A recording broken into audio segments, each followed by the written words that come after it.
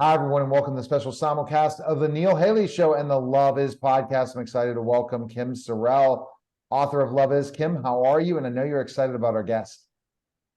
I'm doing great, Neil. Thank you so much. And I am excited about our guest. There are a few things that I know about this man that I'm excited to talk to and meet. Pastor Jay Stewart.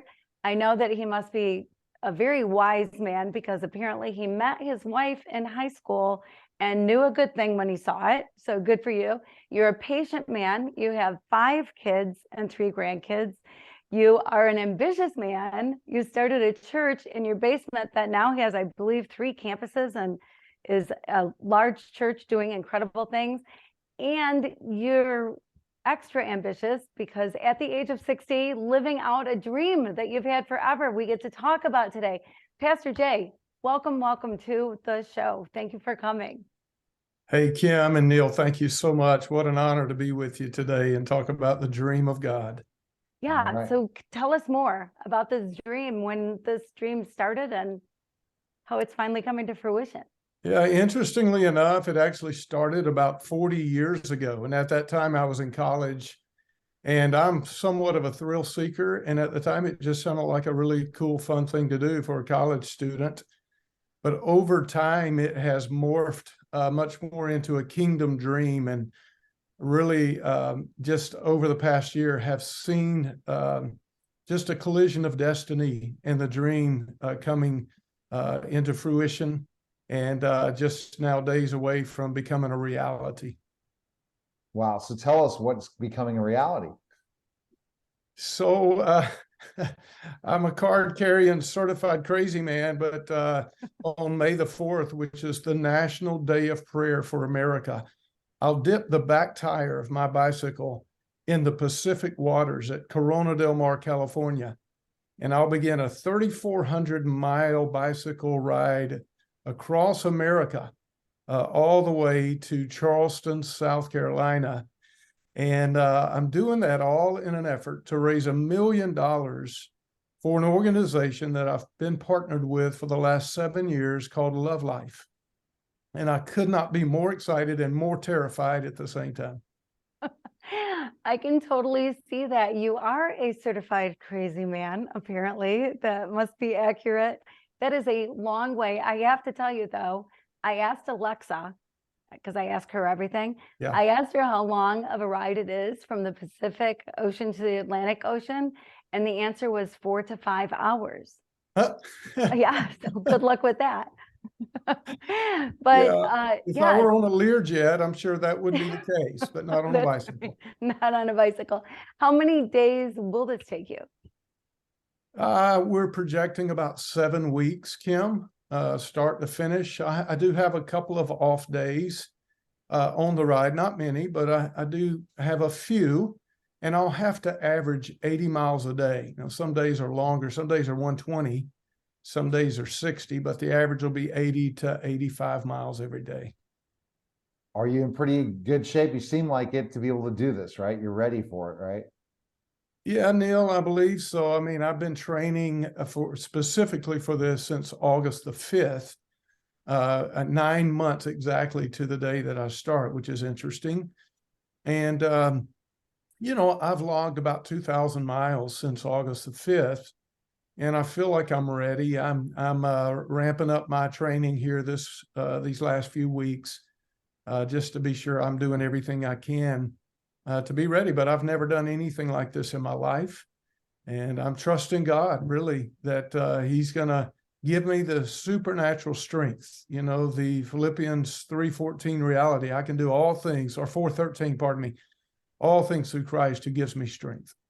Yes, I believe that's going to happen for you. I have to tell you that I have a hard time committing to an entree when I go out for dinner. So to commit to this long of a bike ride, I bow to you, sir. Congratulations on your commitment. And I know you're doing it because, first of all, it was a dream, but really because of this organization that you're partnering with, that is a wonderful organization. Yeah. Part of their mission statement is that they want to create a culture of love. Yeah. I love that. I love that, to motivate churches, to mobilize churches to do the right thing, right? Like for so long, maybe we haven't been handling things quite the right way. Yeah. So Yeah. I love the mission of this mission. Can you tell us more about that? Absolutely. An amazing organization that started 7 years ago by a young entrepreneur here in Charlotte named Justin Reeder. And Justin was just gripped with what I would agree is the greatest moral issue of our day when we think about the fact that 63 million babies in America have been killed that we know of since 1973. And so Justin really wanted to create an organization that would mobilize the church and others not to go out and scream and judge and yell at people that were having an abortion, but to create a culture of love and life. And so Love Life really has combated this evil through prayer and worship. And now in over 20 cities across the US, the church is being mobilized to go and to see the unborn rescued, but it's not just to prevent abortion, but it's also to rally around the moms who are choosing life and to disciple them and to journey with them and to resource them. And it goes beyond that. For women who have had an abortion, it's not an unforgivable sin, but Love Life really ministers to them and the men who were involved in that to help them to find a place of healing. And then lastly, they're really mobilizing the church to foster and adopt children that need a family. And so it's kind of the full circle of how they're caring for children, both the unborn and the born, and the moms and dads as well. And that's why I love Life. And that's why I felt like God directed me that I was to do this at the age of 60. We know that it was historic last year when the Supreme Court decision, Roe versus Wade, was overturned by the Supreme Court. But we also know the battle didn't stop there. The battle really heated up even more when it went to the states. And I believe the timing of God is impeccable as it relates to the church becoming more bold and courageous and taking ground on this issue. So let's talk about this, Pastor Jay, more. How are you going to raise $1 million? That's probably the hardest challenge, right? To be able to raise that money for this bike ride. Yeah, it's monumental, Neil, to say the least. But we're just believing that the body of Christ is going to rally around a crazy dude, a crazy pastor, and say, you know what? It's time that the church really gets more involved, more engaged, and more vocal about this issue so that we can take ground with this. And so the goal is that we just resource an amazing organization like Love Life with the ability to expand into more cities. And then another goal that's probably even more important than the $1 million is that we want to see 1,000 House of Refuge churches raised up. So back to the goal of the monetary goal, we're asking that teams across the nation be formed to ride virtually with me. And that's happening. There's teams that are forming all across the country, and people are saying, I'll ride on my Peloton, I'll ride at my gym, I'll get out on my mountain bike, I'll get my kids out on the Greenway, and we'll log some miles with this crazy guy, and we'll help to raise the funds. And they get people to sponsor them. And then also we're just asking pastors and churches, hey, become a House of Refuge church and mobilize your people to get involved. I love that. I love all of it, that you're involving so many people, that people are getting behind what you're doing. I like very much that it's not going and yelling at people who are getting an abortion. Yeah. My word, I think of the kind of the cruelty of that, right? I mean, these poor women that are in these positions, and, to some people, abortion is not a thing, right? I mean, everybody comes from a different spot and doesn't understand, but the emotional scars that can be left are tough. And so to help with that and help with, okay, so you're going to have the baby, now what? I mean, of course, we should be helping the mamas, and we should be counseling, and we should be embracing, and those are the things that we should do. And so I'm glad and happy to hear that there's an organization that is really looked at how things have been done and are changing things. And that's a wonderful, wonderful thing, because statistically, every church in America probably has some women that have had abortions sitting in their Yep. pews. No doubt about it, Kim. In fact, 25% of those that are sitting in the churches every week have either had an abortion or been involved somehow in an abortion. And you're exactly right. And it's not the unpardonable sin. The Lord desires to bring healing to those who have made that choice in the past, or those who find themselves in an unplanned pregnancy that might be inclined to run to the abortion clinic. And we're just saying, no, run to the church, because there are churches across the nation that are not going to shame you. They're not going to judge you or condemn you. As a matter of fact, the opposite. They're going to love on you. They're going to surround you. They're going to disciple you, and they're going to journey with you. It's not just, you made that decision, great. Hope everything works out okay for you. No, that's not what this is about. We want to journey with you and walk with you. And every week, Kim, sitting on the front row of my church is a gal who last year at this time showed up for an abortion at the abortion clinic.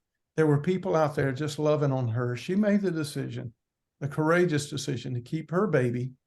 And now every week she sits on the front row of our church because she was cared for, discipled, and her little boy is being raised in the house of God. To me, oh my gosh, that is absolutely beautiful. Now, Pastor, how do you get all these churches to be involved? That's another, I talked about the $1 million to raise.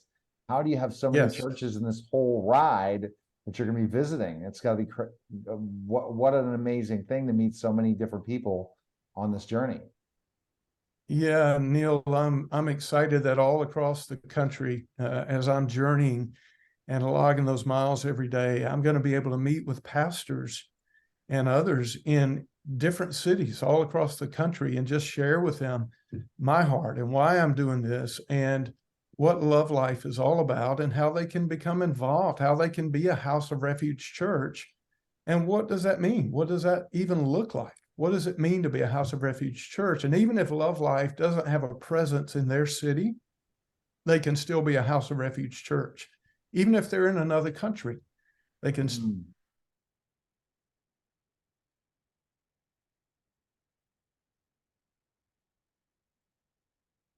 Thank you so much for what you were doing. And I can't imagine, I hope that you've got a really nice seat on your bike, because they're not necessarily known for comfort. And that is a lot of riding in a day, 80 miles a day. And I'm pretty sure it's not all going to be flat. Oh, it would be nice if that were the case, Kim, but no, I've got some tough climbs I know in New Mexico and Texas and different places. Even when I get over into Alabama and Georgia, there's going to be, unfortunately, lots of hills, but I think my legs are ready for it. I'm praying so, and my seat is ready. I've logged lots of miles, so everything is good and broken in there. All right, Kim has her final question, and it's involving love. Go ahead, Kim. So, Pastor Jay, a few years ago, I was diagnosed with breast cancer, and 4 months later, my husband was diagnosed with pancreatic cancer, and he passed away just 6 weeks after that. And it made me question life a little bit, because I love that man. And I didn't expect to be alone in my 40s. And, it's just tough stuff, right? And one of the things I questioned was love, because there seems to be this mystery about really what is the definition of love. And John says that God is love. We're created in God's image. So love must be so much more than a feeling or an emotion. So I dedicated a year. Here I talk about not committing to an entree. I did commit to this year, which blew my mind that I was able to do it, to go on this quest to figure out the true meaning of love. I use 1 Corinthians 13, love is patient, love is kind. And I focused on one word a month to figure out, well, what is love that is patient? What is love that is kind? It blew my mind. I was in Haiti most of the time, but man, my life changed. My world rocked. Wow. Because there are things we teach about love that really are not, right? Things done in the name of love, like even with what you're doing, people that have been the yellers outside of the abortion clinics, they were doing it out of love, kind of, or thought they were, right? Or they were doing it in the name of love and thought that was love. And so, we do things and say things that really aren't love. And so anyway, I just learned so much. It was just such a cool journey. And I'd love to hear, what is your definition of love? Wow, Kim, talk about a loaded question. I should be asking you that because it sounds like your quest has probably unearthed some invaluable treasures as it relates to love. And you said it, God is love. And the character of God never, ever changes, even in the midst of bad things or hurtful things or unfair things. The scripture talks about a tower of Siloam that fell on some people that were praying and worshiping. Like, where's the love in that? I mean, how can that happen to good people? And what happened to you was not fair. And I'm so sorry about that, but it does not change the character of God. And really the model for my life, and I'm sure for yours as well, it just goes back to that cliche, WWJD. What would Jesus do? How would Jesus act? How would Jesus treat people that are unlovable? How would he treat people that are making horrific decisions and killing a baby or whatever it might be? And I just try to default to that all the time. I know I don't get it right, but I just really, and I believe the Lord will faithfully show us what that looks like, how to flesh that out in day-to-day life so that we accurately represent his heart here on the earth as living epistles. That's beautiful. I love that. And, I actually have wristbands that are WWLD. What would love do? Yeah. Wow. That's awesome. Right. Because Jesus, different people look at Jesus different ways.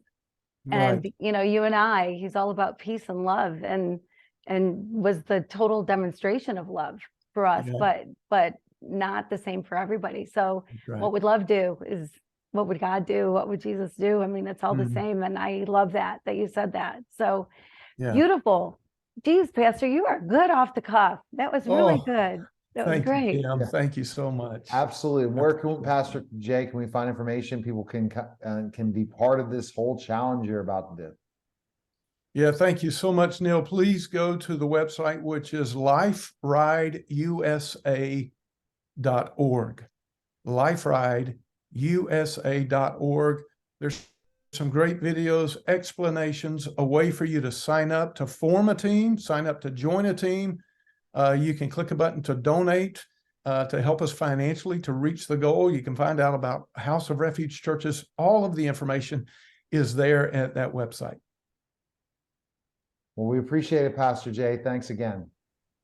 Neil, Kim, thank you so much. Again, it's been an honor to be with you today. Thank you. Please pray for me. Oh, yes, for sure. All right. That was a special simulcast of the Neil Haley Show and the Love Is podcast. Take care.